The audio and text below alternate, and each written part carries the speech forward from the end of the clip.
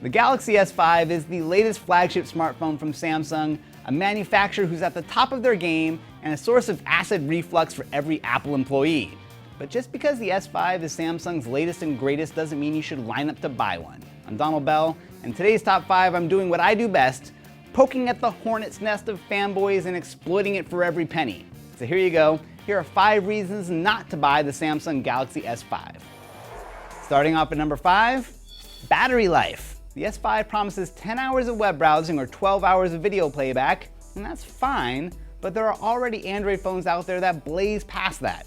Our video playback test of the LG G Flex topped out at over 17 hours.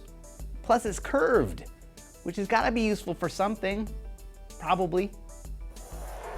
At number 4, the iPhone 6. Oh yes, I can already hear you booing through your screen, but seriously, aren't you at least a little bit curious to see what Apple will do with the iPhone 6 before making a big phone purchase? By all accounts, this is Apple's year to make a dramatic design refresh of the iPhone, which means it will be months before Samsung can sell you a cheap knockoff.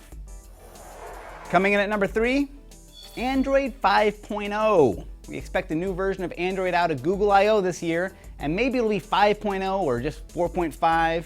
Maybe it'll be the rumored 64-bit version of Android. Whatever it is, that will be the thing that Android fans are going to be salivating for, and it remains to be seen if it will run on the S5 or when an update will be available. Really, an updated version of TouchWiz is no substitute for the latest flavor of Android.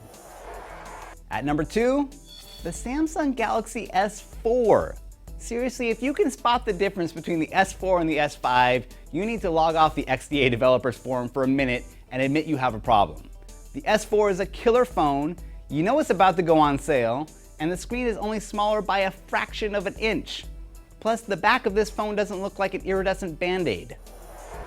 Now, before we get to the number 1 reason not to buy the Samsung Galaxy S5, let's take a minute to consider some of the positives. Not only do you get the fingerprint sensor of the iPhone 5S, but you can actually use it to buy stuff. You get a download feature that can harness both Wi-Fi and LTE simultaneously, it's dust and water resistant, and it has a built-in heart rate monitor. Okay, I'm not sure if that last one is really going to move phones off the shelf, but there's a certain poetry knowing that the gadget that's constantly blasting you with radiation can now tell when your heart stops beating.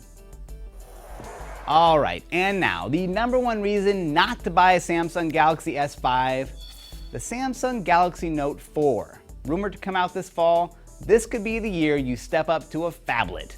I mean, now that normal phones are all gigantic, the Note isn't the fashion statement it used to be. You get a bigger screen, better battery life, and a post-Google I/O release that means it will probably ship with a significantly updated version of Android.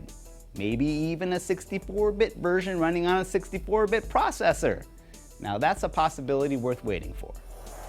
So there you go, 5 reasons to hold off on the Samsung Galaxy S5, at least for now. And for more S5 coverage on all the latest smartphone news, head over to phones.cnet.com. And for more top 5s from me, top5.cnet.com.